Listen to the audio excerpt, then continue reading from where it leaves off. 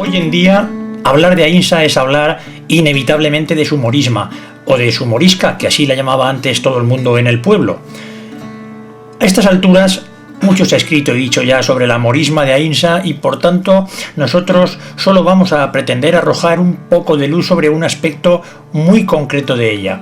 Y es que si la obra narra y describe el milagro de la aparición de la cruz sobre una carrasca, no es menos milagroso el modo en que ha llegado hasta nosotros este tesoro que nuestros antepasados concibieron como una seña de identidad de un pueblo y como testimonio de su riqueza histórica y cultural.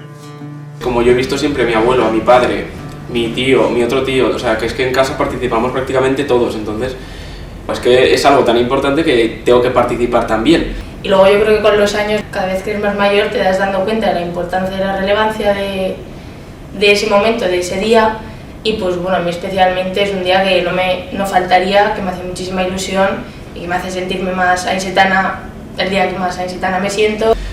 Y luego el clima que se genera en el pueblo, que también te lleva, ¿no?, a querer formar parte de lo que es la morisma. Hoy, felizmente, la morisma es una tradición totalmente consolidada, pero no siempre fue así. De hecho, estamos celebrando este año 2020 el 50 aniversario de la recuperación de este tesoro patrimonial. Representada desde el siglo XVII, de hecho la primera documentación de la que tenemos constancia es del año 1658, en el siglo XX, entrado ya el siglo XX y más concretamente en 1921, dejó de representarse. No sabemos por qué, pero hay algunas teorías al respecto. Bueno, porque dejó de hacerse, mi abuela contaba que realmente la morisma, ella pensaba que se dejó de hacer porque era un acto bastante burdo, en el sentido de que durante la procesión los moros, y durante la misa en la cruz cubierta, los moros se dedicaban a blasfemar, a insultar al Santo Cristo, a burlarse de los cristianos, y normalmente pasados de alcohol, en un grado bastante desagradable, en el sentido de la gente que tuviera, o sea, de la gente que tuviera fe, de la iglesia tradicional, y que realmente a los curas no les gustaba nada la fiesta. Y en algún momento alguien debió de pensar que, pues eso, que no era demasiado ortodoxo ese tema. Pero también nos contaban la historia de la morisma, que se iba, tanto el ayuntamiento como los vecinos iban en procesión hasta la cruz cubierta, e iban pues un ejército de moros y de cristianos acompañando la procesión, y ahí se hacía la primera parte de la representación, que por cierto en algunos momentos pues tuvo determinadas críticas por parte del clero, porque se ofendía, ya que en el momento de la consagración pues los moros y el pecado y el diablo y tal se mofaban y les sentaba un poco mal. Que en efecto la Iglesia veía como mínimo con muchísimas reticencias la representación de la morisma, lo prueba un documento que publicaron María Pilar Benítez y Manuel López en el número 22 de la revista Alacet, y que consta en el archivo diocesano de Barbastro, y que es una carta en la que Antonio Morillo, cura párroco de Aïnsa, se dirige a su obispo en los siguientes términos. Esta villa celebra su fiesta el día de la exaltación de la Santa Cruz, que en el presente año trata de solemnizar con lo que llaman la morisma, que consiste en una serie de representaciones que figuran un combate entre moros y cristianos y en que aquellos quedan vencidos, y en que nada tengo que censurar, pero acuden después a la iglesia y asisten al santo sacrificio de la misa, y los que representan el papel de moros durante ella se mofan, y sobre todo al alzar la hostia y el cáliz, en cuyos actos escupen, beben y hacen tales escarnios que parece imposible se hayan tolerado una sola vez. Esto, no obstante, ha sucedido en diferentes años y apoyados en ellos tratan de repetir tan irreligiosas escenas en el presente. resuelto no solo a no permitirlas, sino que a impedir que con traje de moros se entre en la Iglesia, solo así me parece que podrán evitarse, creo un deber elevar al conocimiento de VS esta mi resolución, que no dudo merecerá su superior aprobación. Dios guarde a VS muchos años. Aínsa, 31 de agosto de 1857. Antonio Morillo. De cualquier modo, desde el año 1921 y durante los próximos 50 años, en la plaza y en las calles de Aínsa dejaron de escucharse los ecos de su morisma. Fue un momento crítico para la supervivencia de esta joya del dance aragonés, que en aquel momento perfectamente podría haber desaparecido, sepultada para siempre bajo el peso del olvido. Sin embargo, en muchas casas de Aínsa siempre quedó un rescoldo y un lejano recuerdo de aquel tesoro. Cuando éramos niños, con José Luis Sierra en su casa, mirábamos este texto, que él lo tenía escrito y lo leíamos con muchísimo interés. Por tanto, la morisma desde el principio entró en nuestras vidas de una manera vital y curiosa, porque este manuscrito lo leíamos, pero no imaginamos nunca que se podría llegar a representar.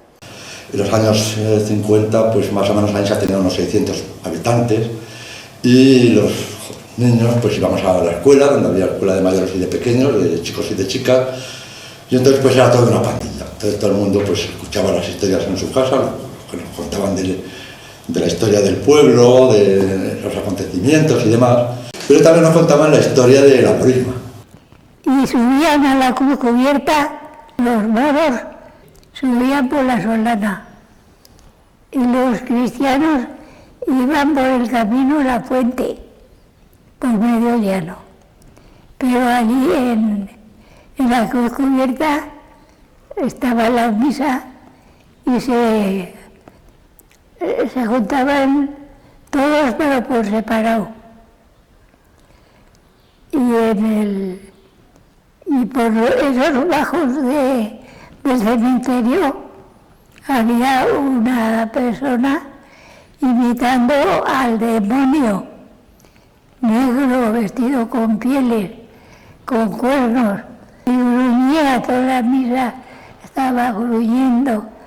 Era el terror mientras misa, él estaba ahí atormentando a todos, y hasta los curas.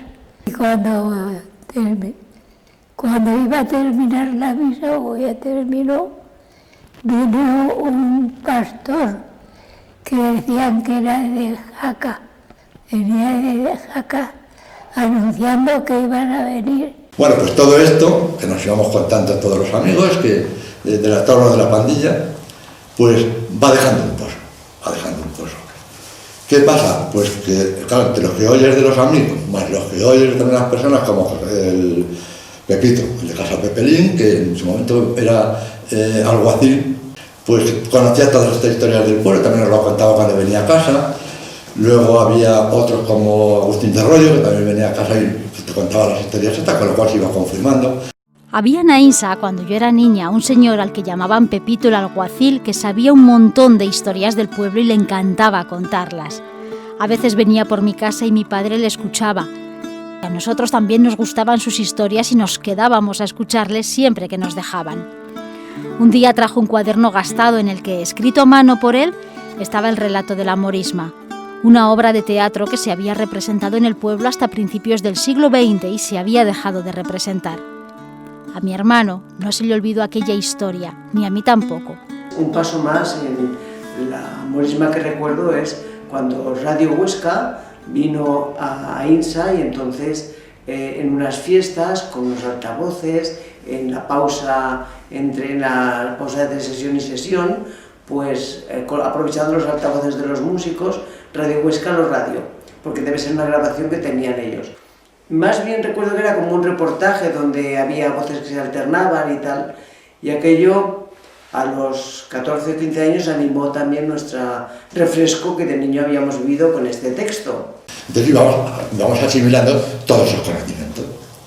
Total que cuando ya llego yo ya a la universidad, el primer curso de Derecho se daba Historia del Derecho, y había un profesor, Jesús Lanín de Abadía, que en el momento que llegamos a estudiar a los fueros y demás, pues estuvimos discutíamos sobre si la existencia del Reino de Aragón, que si los reyes de Aragón, si igualista, que no, todas esas cosas. Y entonces, pues, bueno, parece que todas las historias que habíamos ido asimilando desde que teníamos 4 o 5 años hasta entonces, bueno, pues parece que aquello salió a flor, salió a la superficie, y entonces recuerdo yo que hablando con José Manuel Murillo, pues también lo mismo, empezamos a hablar, tal y cual, y por qué no lo hacemos, que si lo hacemos, que no está.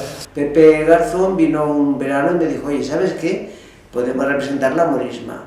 Y yo dije, pero ¿cómo es imposible? Recordaba este texto que no lo había visto más, pero dije, ¿cómo hacer? Entonces, hablando en casa, teníamos la revista Aragón con las separatas correspondientes y decidimos teclearlo con máquina de escribir en ciclostil y hacer copias para todos. Llegados a este punto, permitidme que haga un pequeño inciso para aclarar un aspecto muy importante, directamente relacionado no solo con la morisma en general, sino también precisamente con el momento de su recuperación hace 50 años.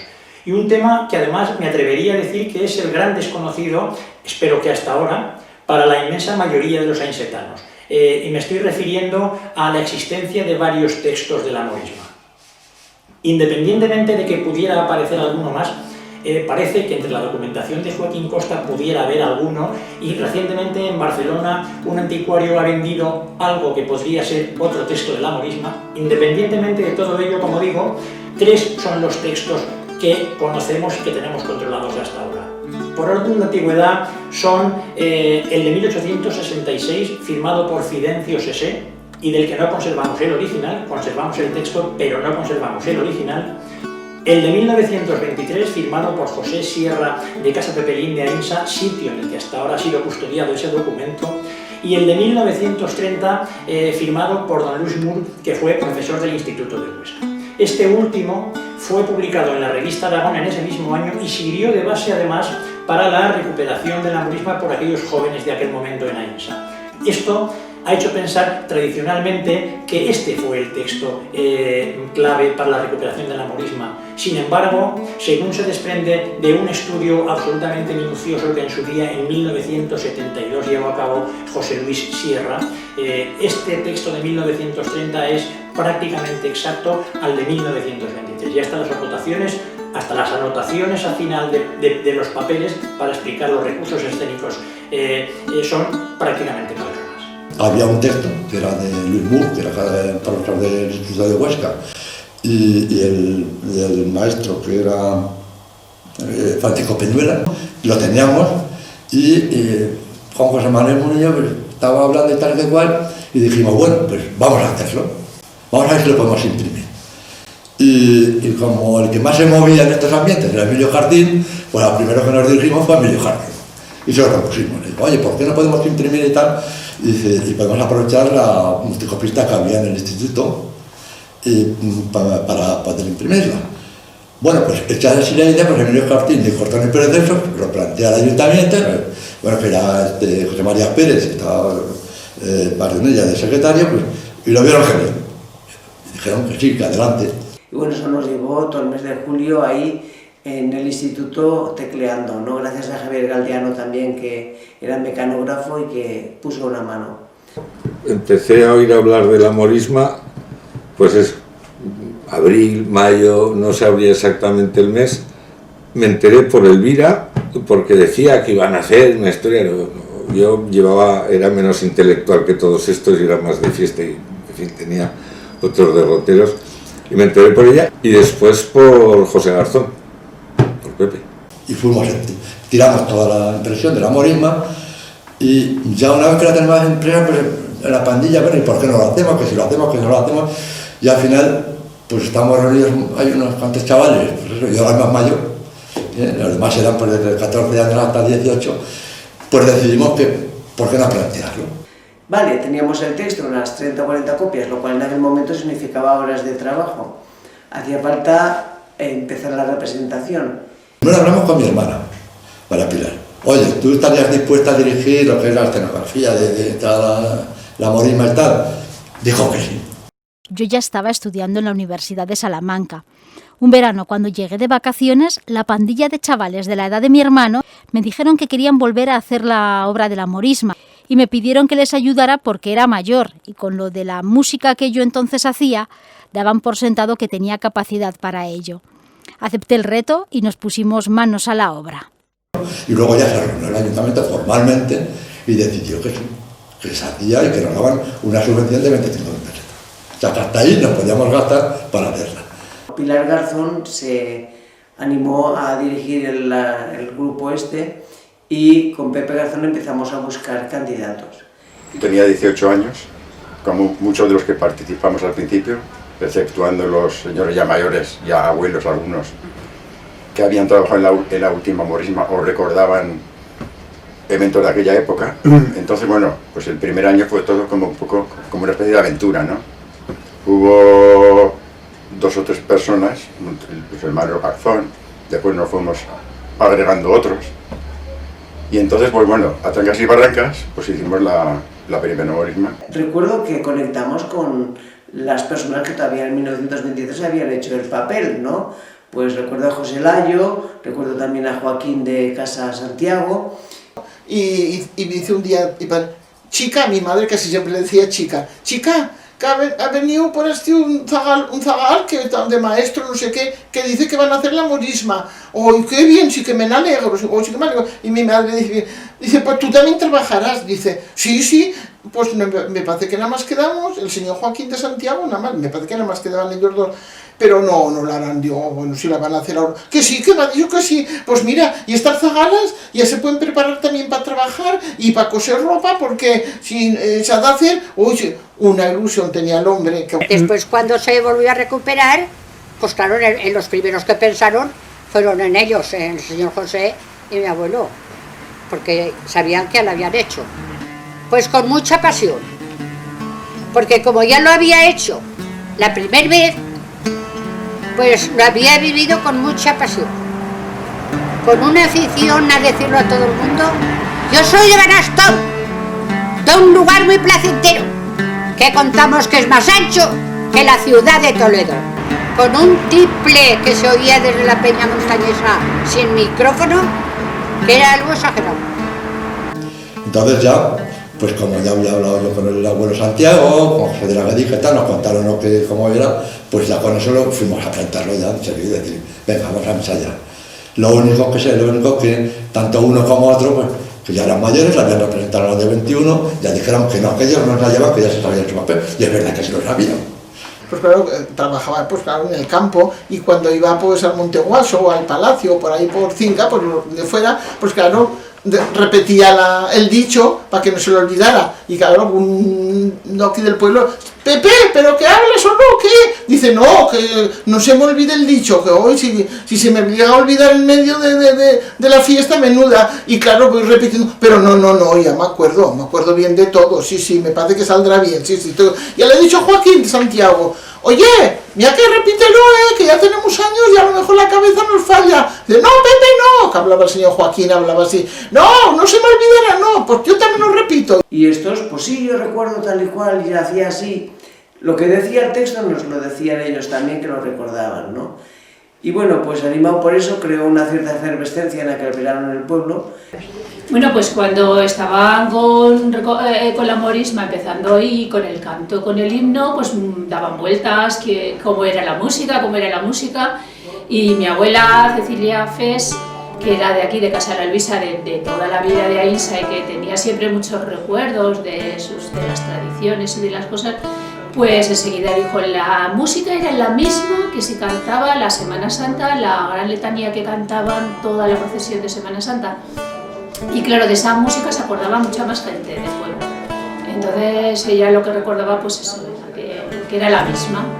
Entonces ya los jóvenes, pues mi hermana fue cogiendo a los que estábamos allí y a los que podía pescar de más, que fuimos convenciéndolos y empezamos a ensayar en 7 Fuentes. El lugar de ensayo fue lo que llamaban 7 Fuentes, que entonces estaba sin edificar y servía como lavadero en verano y parking de burros de la gente que bajaba a comprar a Ainsa durante el día. Allí íbamos al atardecer y hasta la noche. Ensayábamos los papeles y las escenas de luchas. Y todos lo veían como una cosa lejana, no es que fuera una cosa así muy próxima y caliente, sino, uy, es que aquello, a mí no, porque esto a mí no me va, pero bueno, quizá fulanito, vete para allá. Y luego al mismo tiempo nos tocó lo que era la logística, las espadas, los trajes y demás. Y a partir de ahí, pues creo que tu padre o José María Pérez, no sé quién, dijo, oye, pues echarles una mano a estos, no sé qué necesitarán, no sé qué, y empecé. Bueno, yo no tuve ninguna participación en el libreto, en nada en absoluto, pero sí que me decían, oye, bueno, hará falta sillas. Pues no os preocupéis, sillas, yo sé dónde se pueden alquilar, en Barbastro, en Puertas, pues a ver quién las paga, cómo y no sé qué. Pues oye, pues hará falta no sé qué. Y cualquier cosa intentábamos solucionarlo. Con Pepito Pepelín, que era también empleado del ayuntamiento de alguacil, hombre encantador y tal, es al que volvíamos loco. Oye, Pepito, mira que nos faltará, mira que no sé qué. La verdad es que hubo, incluso yo no recuerdo exactamente quiénes fueron los que se encargaron detalladamente de los escenarios, de la carrasca, de dónde se conectaba la luz, de la cruz de la carrasca, porque la gente iba espontáneamente, traía las cosas y las ponía allí. O sea, que no había que preguntar nada, falta la carrasca, todo el mundo sabíamos que hacía falta una carrasca con una cruz. Bueno, pues apareció allí, no sabíamos quién había sido quien la había traído, pero habían traído de la gente de arriba del pueblo de arriba, la habían ido a buscar. Creo que al final la carrasca se trajo de Buello y la seleccionó Pepelín, ya todos los días a Buello, pues... La verdad es que en ese momento ya, cuando empezamos a hacer los ensayos y ya tenemos el beneplácito del ayuntamiento, ya todo el mundo empezó en todas las casas a pensar que se podía llevar a cabo. Y cuando ya empezamos a encargar los materiales, fue todo el mundo. O sea, desde el guarnicionero, desde los comerciantes, desde los ferreros, todo el mundo se volcó en hacer las cosas.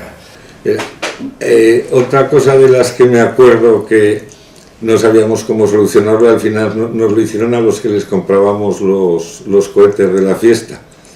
No teníamos ni idea cómo hacer que saliera fuego. Entonces, o sea, surgió, yo me acuerdo que Ramón Patón, que no participó, mi cuñado, el que se murió, en exceso, pero bueno, estábamos todos, ¿no? Cuando ya casi tenía solución y visos de que salía, él propuso hacerlo con gasolina y un quemador, o sea, barbaridades. Y al final el de los cohetes dijo, vamos a hacer cohetes bufos. ¿Y qué es eso? Pues cohetes que echan solo chispas y no explotan. Bueno, pues... Los trajes, pues me acuerdo que según venían las telas, que las traía Pedro de Cincara, pues íbamos y las cortaban las chicas de la pandilla, porque allí eran chicos y chicas, ahí no había distinción. Y ellos se cortaban los trajes, excepto aquellos trajes que eran más delicados, pues los de los reyes, los de tal, que eso sí que se encargaron a modista. E incluso lo que era la cuestión de zapatos y demás, todo eso se encargó, lo hizo mucho Peri, que era guarnicionero, fue el que se encargó de hacerlo con los modelos que se le llevaban.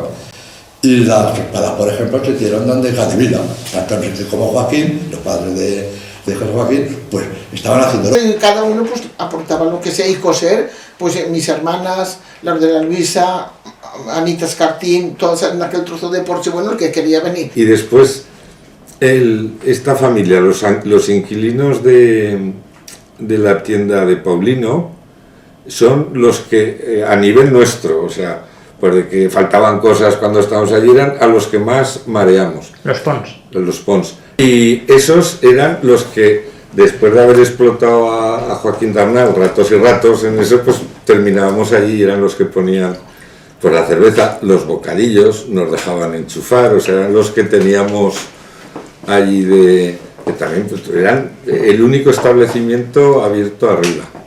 Como en vista de que ya íbamos a representarlos, pues ya dijimos de hacer un programa para explicar un poco lo que era la Morisma. Y se hizo así, un programa aparte. Y bueno, y al mismo tiempo pues se nos ocurrió mandar unos artículos al periódico, mandarlos a Radio Huesca y a televisión, pidiéndoles que nos echaran una mano a efectos de que se conociera que se iba a hacer la Morisma y a ver si de infraestructuras se podían venir de más. Y en el momento de la representación, cuando llegó ya el día de la representación, pues la verdad que hubo muchísima gente que asistió, gente de fuera de Aensa, no solamente de Aensa, gente de fuera de Aensa. Radio Huesca puso lo que era la megafonía, la que había en la época, es decir, micrófonos tirados en el suelo, con cable largo, los micrófonos se ponían donde iban a hablar los actores de la Morisma y se encargó del maquillaje. Anécdota, hay muchas ganas detrás de la morisma. Hubo gente, hubo reticencia por parte de los hombres a ponerse los pantis de los cristianos. Y bueno, el día de la representación fue memorable la resistencia de los mayores a ponerse leotardos que habíamos comprado para los soldados cristianos como si fueran pantalones, porque decían que eran de mujer. Hubo alguna reticencia a los maquillajes también. El escenario, ¿cómo era? Bueno, pues había la tradición de que había unas casas que eran las casas del rey, entonces todos nos habían contado que el escenario era en medio de la plaza, en el 23, una plataforma, pero nosotros decidimos apoyar la representación en la fachada de lo que es ahora pues Casa Pascualillo y el restaurante de El Mayacán, ¿no? Que tradicionalmente decían que esa era la casa del rey. Y pusimos ahí un pequeño trono, después la plaza se engalanó con corchas y con cosas, y creó ahí un cuadrilátero de unos 50 metros cuadrados. Y comenzamos la representación. Y ahí pues organizamos más o menos conforme decían estas instrucciones, y fue realmente algo sorprendente. Bueno, y luego sí que se notó, yo lo estaba allí cuando estaba preparando, no había miedo escénico, sino que la gente nos lo tomaba un poco como una fiesta. Pues una cosa más de la fiesta era, pues teníamos que hacer esa interpretación. Y fue un éxito de gente porque mucha gente por los pueblos habían vivido también de la leyenda de aquello que se hacía, ¿no? Y la gente nos contaba, que venía mucha gente, que se ponían por los tejados a verla, que iban por aquí, que iban por allá, ¿no? Y bueno, creó un cierto dinamismo en el pueblo, un cierto dinamismo que fue con los años pues continuando. Y así fue como hicimos la primera representación. Entonces, no fue una empresa de uno o de otro, salió la chispa, se fueron los jóvenes los que empezaron a moverlo, el ayuntamiento también se puso allí en marcha, y luego fueron todas las vecinas los que lo hicieron.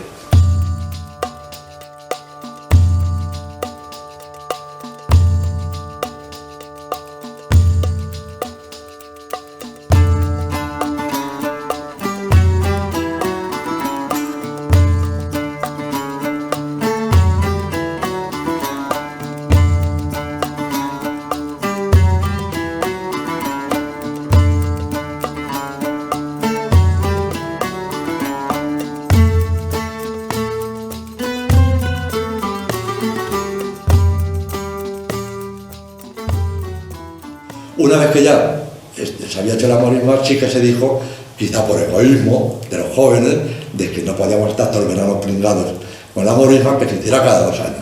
Y el ayuntamiento dijo que sí.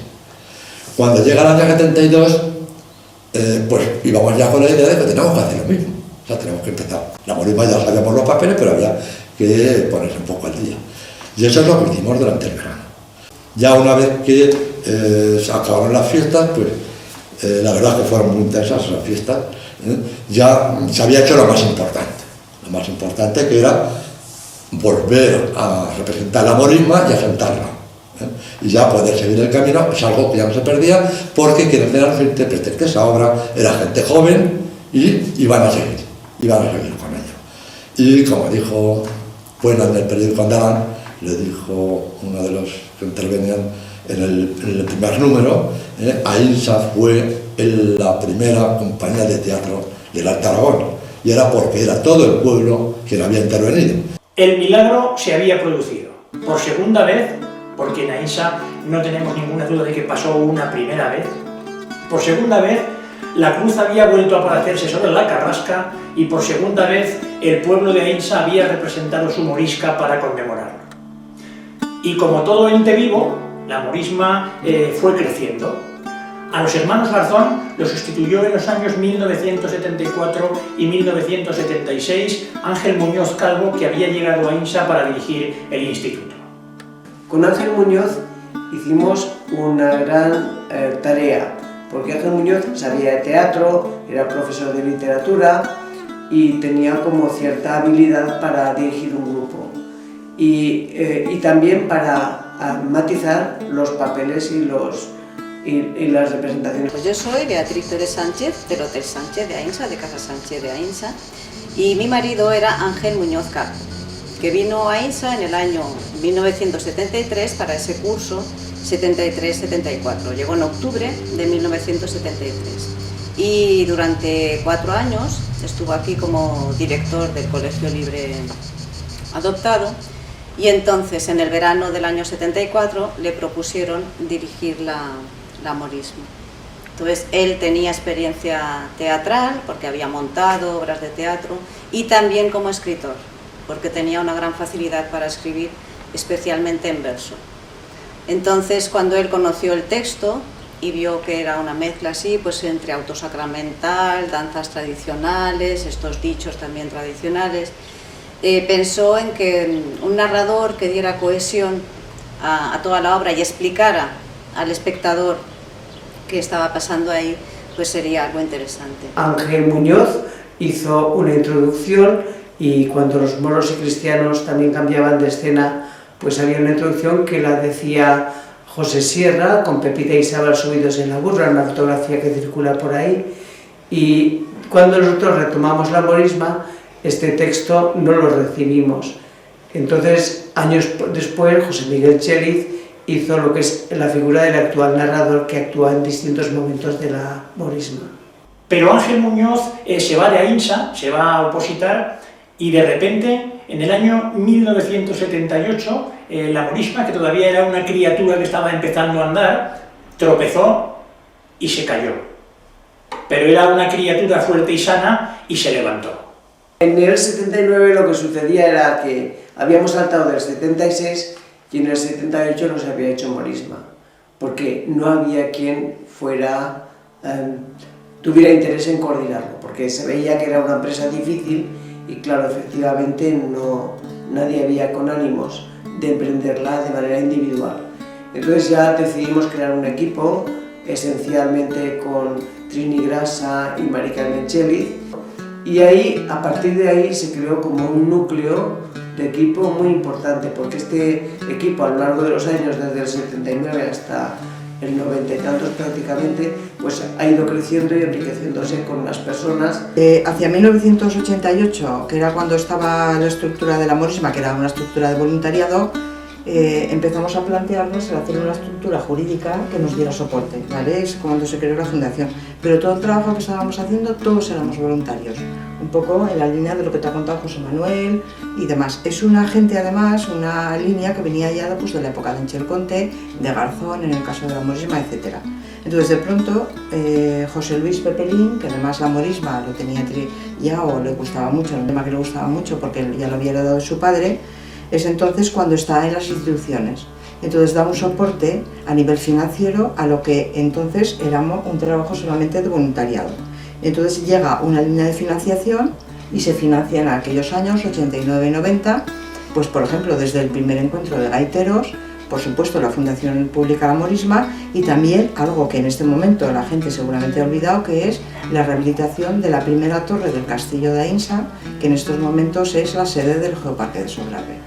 A partir del año 79 más o menos, que todos habíamos madurado y habíamos visto más teatro y más escenografía, pensamos que había que enriquecer el trono y que había que pues mejorar el espectáculo desde el punto de vista del vestuario.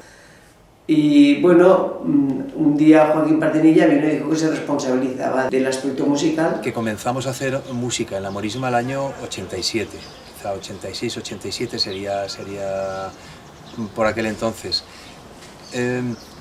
No había ninguna referencia, ni que sepamos, ¿verdad? No se ha encontrado por ningún lado de que en la Morisma haya habido música en algún momento. Entonces, claro, cuando nos planteamos incorporar música, la idea que teníamos era que la música fuera absolutamente funcional y que estuviera al servicio del desarrollo teatral, porque hay muchos tiempos complicados en la Morisma. Por ejemplo, los desfiles, que son muy largos, escenas en las que pues, embajadores o reyes van de punta a punta de la plaza, y entonces, bueno, hay muchos tiempos. Y entonces con la música lo que queríamos era darle a todo eso, a todos esos momentos, darles brillo, que se sostuvieran, ambientarlos. Igual ahora yo ya no me la sé, pero de crío me sabía la Morisma de memoria. Y entonces ahora sabes exactamente dónde empieza, dónde acaba cada dicho, que prácticamente que viene cómo viene todo, y enseguida es muy fácil bueno, pues estar al tanto de que uno se vayan preparando, de estar un poco al tanto de las cosas. Y fue realmente una experiencia sobresaliente. Yo diría que dio un hueco al espectáculo total, porque tener música en directo de personas que sabían hacerlo, reproducir música medieval y tal, no es lo mismo que escucharla por un cassette. Nos planteamos hacer un repertorio que en un principio teníamos muy claro que debía ser, en la medida de lo posible, tradicional, es decir, que partiera de temas tradicionales aragoneses, a los que además incorporamos después lo que podrían ser una serie de hits o grandes éxitos de la música medieval, hungarescas, estampidas, temas muy, digamos, conocidos, que son estándares de todo ese repertorio, ¿no?, de la música medieval. Y creo que eso fue una de las cosas más sorprendentes de la Morisma, que el espectáculo iba creciendo cada año. Por diversos motivos yo dejé esta actividad de la Morisma. Después de 20 años que ya había llegado un equipo al total, ¿no?, pues se continuó con otro equipo que mejoró la situación y que hizo que perdurara la Morisma como algo ya instituido en Aínsa, ¿no? Nosotros hicimos las representaciones del año 91, 93 y 95. Y yo creo que lo que nosotros aportamos, todo el equipo, realmente fue pues como la puesta de largo, como el pasar a mayor de la mayoría de edad de la Morisma, ¿no? Fue muy importante la labor que hicimos de divulgación y de promoción en ese momento. Entonces, cuando ocurrió la crisis me parece que fue el 90, 91, que en el mes de agosto me dijeron si podía yo hacerme cargo de la Morisma. Claro, de agosto a septiembre había muy poco tiempo. Lo único que hice fue ensayar con los sustitutos que había, los papeles que había que sustituir, y bueno, y aquel año pues se salvó la Morisma. La siguiente versión de la Morisma ya me planteé algo más.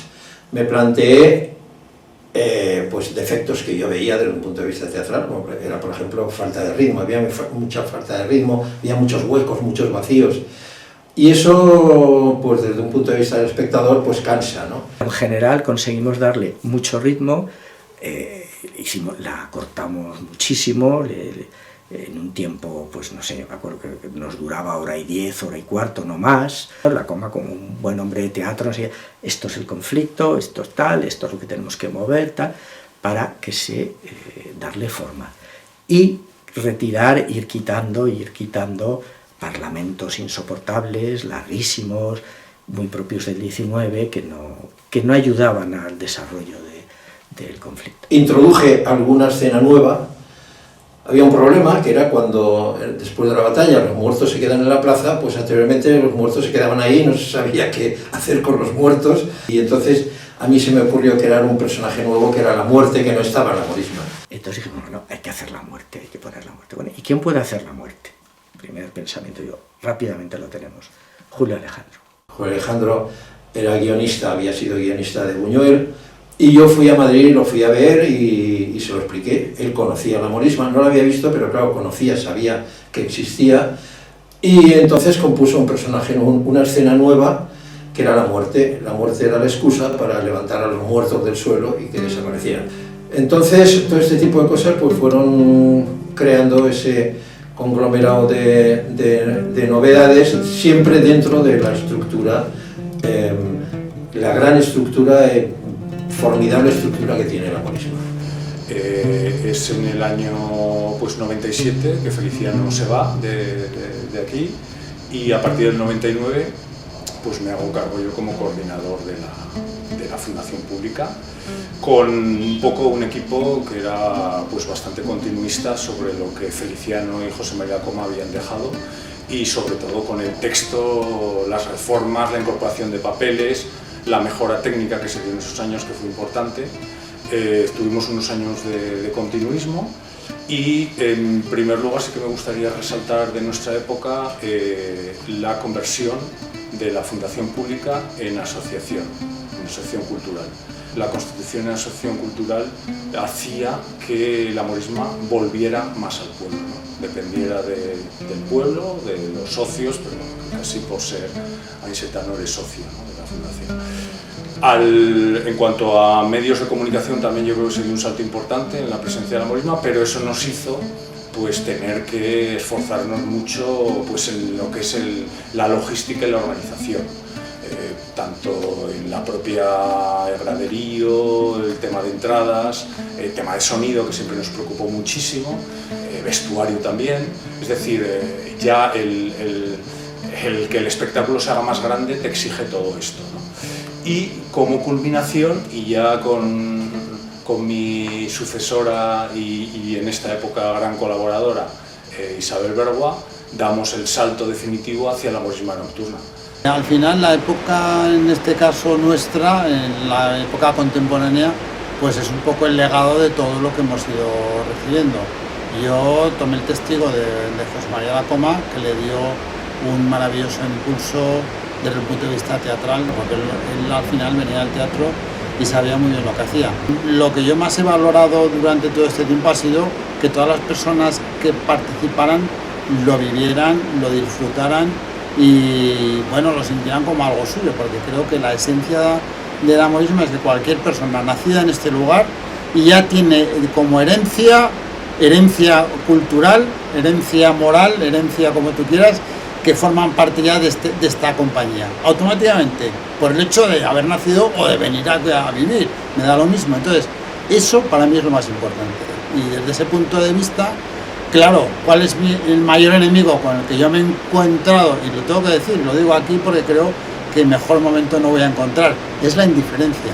Lo percibo pues cuando estamos convocando para hacer ensayos, cuando estamos convocando para pedir ese esfuerzo que pedimos cada 2 años, no en general, pero sí que es una cuestión que creo que merece señalar. Tenemos ahí, por una parte, pues, la fortuna de heredar una joya tan maravillosa como es la morisma, pero por otra parte, que duda cabe, tenemos también la obligación de sostenerla y mantenerla y traspasarla a las nuevas generaciones. Creo que esa es nuestra obligación, más allá de las cosas que podamos hacer un año sí y un año no. Creo que la base de todo claramente es esa. Por supuesto han pasado muchos años y bueno, por supuesto ha habido una evolución en la morisma. Desde esa primera morisma que a mí me enamoró hasta la de hoy, ha sufrido muchos cambios, tanto en personas, en cantidad de personajes en la plaza, como en vestuario, como en condiciones técnicas, como en espectáculo, se podría decir, ¿no? Realmente, a fecha de hoy, la morisma es un gran espectáculo de niveles y de altura, vamos, que puede competir con grandes espectáculos con presupuestos muy superiores a los que manejamos nosotros. Eso se debe sobre todo a que nosotros sí tenemos claro una cosa: los personajes somos la gente del pueblo, no somos profesionales, lo que le echamos es todo el cariño del mundo y bueno, eso hace que al final contemos con un grupo impresionante de voluntarios, de personas cosiendo, de personas preparando los decorados, decorando las calles y bueno, dirigiendo. O sea, aquí nadie, absolutamente nadie cobra nada, sino que esto es todo por amor a la fiesta y a la representación. Entonces, bueno, la evolución lógicamente es increíble, pero tanto valor tiene la primera, la que se hizo en los años 70, que también fue espectacular para cómo nació y con la rapidez en la que supieron en menos de 2 meses preparar una representación de esa índole, a la actual, ¿no? A la actual, que reconocemos que es un verdadero espectáculo. Dicho esto, pues también tenemos que hacer reflexión: ¿qué va a pasar en el futuro? ¿Dónde vamos a acabar? ¿O qué va a ocurrir con la morisma? También hay que darse cuenta que Ainsa es un pueblo que ha crecido, que ha llegado población de fuera, que está muy integrada también en la población, pero a lo mejor no tienen tan arraigado como podemos tener los nativos, los de aquí, el sentimiento y la tradición de esta fiesta. Entonces quizás ese es en este momento nuestra lucha, a ver cómo hacemos para que esa gente se sienta o sienta que que esto es nuestra historia, ¿no? Nuestra identidad como pueblo. Y sí, no cabe duda que se trata de un reto el hacer que las nuevas generaciones lo vean eso como algo suyo, como algo propio y se vayan incorporando de una forma natural. Más en una sociedad tan cambiante como la propia sociedad nuestra, morica, que hemos visto como en los últimos decenios pues ha multiplicado su número de habitantes, de personas que han venido de procedencias muy dispares. La suma de culturas, sin que en ningún momento, desde luego, modifique la matriz de la morisma, creo que es muy interesante.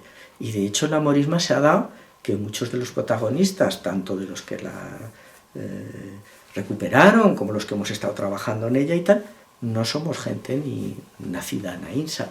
Y yo creo que eso es muy interesante y muy importante para los tiempos que vienen, porque claro, los tiempos que vienen cada vez estamos ya el mundo es más pequeño, ya no hay barreras, y yo creo que puede ser un punto muy interesante de integración. Y así, casi sin darnos cuenta, la morisma se ha convertido en el símbolo de un pueblo que ha sabido transitar y tender puentes entre su tradición más arraigada y los tiempos en los que vive.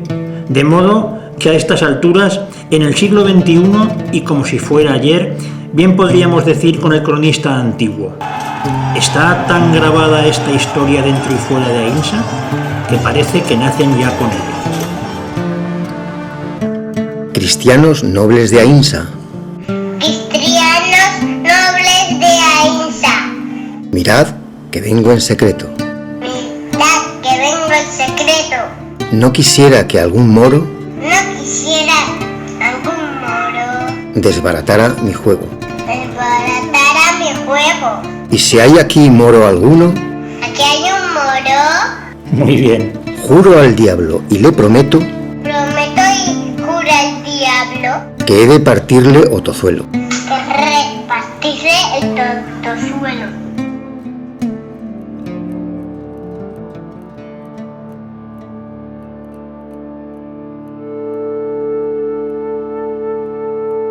Mi abuela nos contaba que la morisma antigua no trabajaba, no había papeles, solo había dos papeles de mujer, pero no trabajaban mujeres, estaba como mal visto. Entonces dice que elegían, buscaban el hombre que fuera así de piel más fina y más guapo y más así, que hacía la reina cristiana, y el hombre del pueblo que fuera como más feo y más de rasgos más, es el que hacía de reina mora.